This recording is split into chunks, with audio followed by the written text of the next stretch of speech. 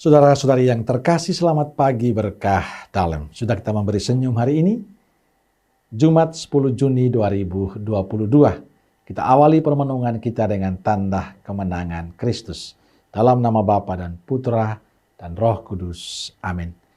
Permenungan kita diambil dari kitab pertama Raja-Raja, bab 19 ayat 9a. Lanjutkan 11 sampai 16. Di sana masuklah ia ke dalam sebuah gua dan bermalam di situ. Maka firman Tuhan datang kepadanya, demikian. Keluarlah dan berdiri di atas gunung itu di hadapan Tuhan. Maka Tuhan lalu, angin besar dan kuat yang membelah gunung-gunung dan memecahkan bukit-bukit batu, mendahului Tuhan. Tetapi tidak ada Tuhan dalam angin itu. Dan sesudah angin itu, datanglah gempa. Tetapi tidak ada Tuhan dalam gempa itu. Dan sesudah gempa itu, datanglah api. Tetapi tidak ada Tuhan dalam api itu. Dan sesudah api itu, datanglah bunyi angin sepoi-sepoi basah. Segera sesudah Elia mendengarnya, ia menyelubungi mukanya dengan jubahnya, lalu pergi keluar dan berdiri di pintu gua itu. Maka datanglah suara kepadanya yang berbunyi, "Apakah kerjamu di sini, hai Elia?" Jawabnya, "Aku bekerja segiat-giatnya bagi Tuhan, Allah semesta alam.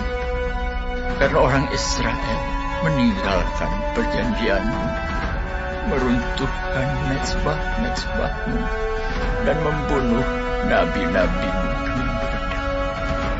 Hanya aku seorang dirilah yang masih hidup, dan mereka ingin mencabut nyawaku."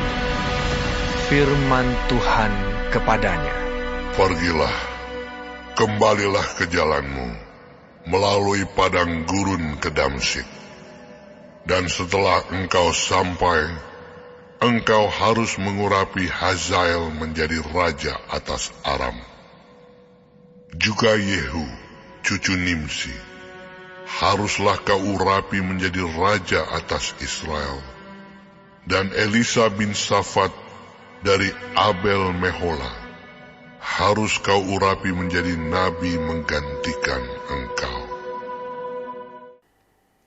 Saudaraku terkasih, dalam kehidupan beriman kita kadang kita mengalami sukacita, mengalami kegembiraan. Kita merasa senang sekali, merasa berkat Tuhan dalam kehidupan kita. Tapi juga kita mengalami krisis iman, krisis rohani, mengalami kesepian, kekeringan rohani. Merasa takut, cemas dalam kehidupan kita. Bahkan dalam doa ada kejenuhan, keputusasaan.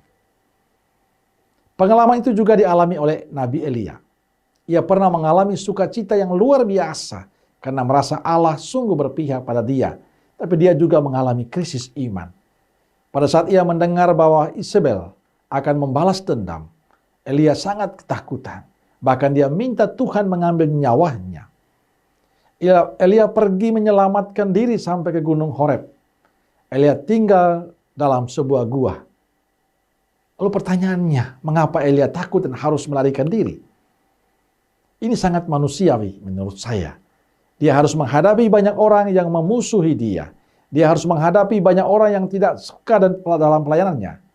Ada kecemasan, ketakutan, bahkan keputusasaan yang dialami oleh Elia. Maka pada saat dia melarikan diri dan menyembunyikan diri, sebenarnya Elia menyerah dengan semuanya. Ia tidak sanggup menghadapinya. Tapi Tuhan mengatakan lain. Di Gunung Horeb, Tuhan bersabda, "Hai Elia, keluarlah dan berdirilah di atas gunung, di hadapan Tuhan." Lalu Tuhan lewat. Ini yang meneguhkan Elia. Tuhan selalu bersama dia, dan dia mampu melanjutkan karya pelayanannya. Saudaraku yang terkasih, dalam kehidupan kita tidak lepas dari macam-macam persoalan yang kita hadapi. Baik tantangan, tuduhan, omelan orang, hinaan, dan masih banyak lagi tantangan yang kita hadapi dalam pelayanan kita. Pertanyaannya, apa kita mau bertahan melayani Tuhan atau kita mundur? Kisah Nabi Elia adalah kisah kita. Sebagai manusia kita mengatakan, untuk apa semua pelayanan ini? Bila yang kita terima adalah hinaan, cibiran, tantangan. Lalu di manakah Tuhan? Saudaraku terkasih, mampukah kita melihat rencana Tuhan dalam setiap tantangan itu? Ini yang tidak mudah. Tapi satu yang saya yakini bahwa dalam kerapuhan kita sebagai manusia, dalam kedosaan kita sebagai manusia, dalam kelemahan kita sebagai manusia, toh Tuhan masih mempercayakan karya baik ini pada kita. Bila kita mau menata dan memperbaharui hidup kita dan melihat tangan Tuhan selalu bersama kita. Jangan pernah menyerah. Persoalan selalu ada. Tantangan selalu ada. Kerapuhan kita pasti akan bersama dengan kita. Tapi percaya, Tuhan tidak pernah akan membiarkan kita sendirian. Saya meyakini bahwa dalam setiap persoalan kita, dalam setiap pergumulan kita, kalau kita mengandalkan Tuhan, selalu ada jalan. Bahwa Tuhan akan selalu membimbing dan menolong kita.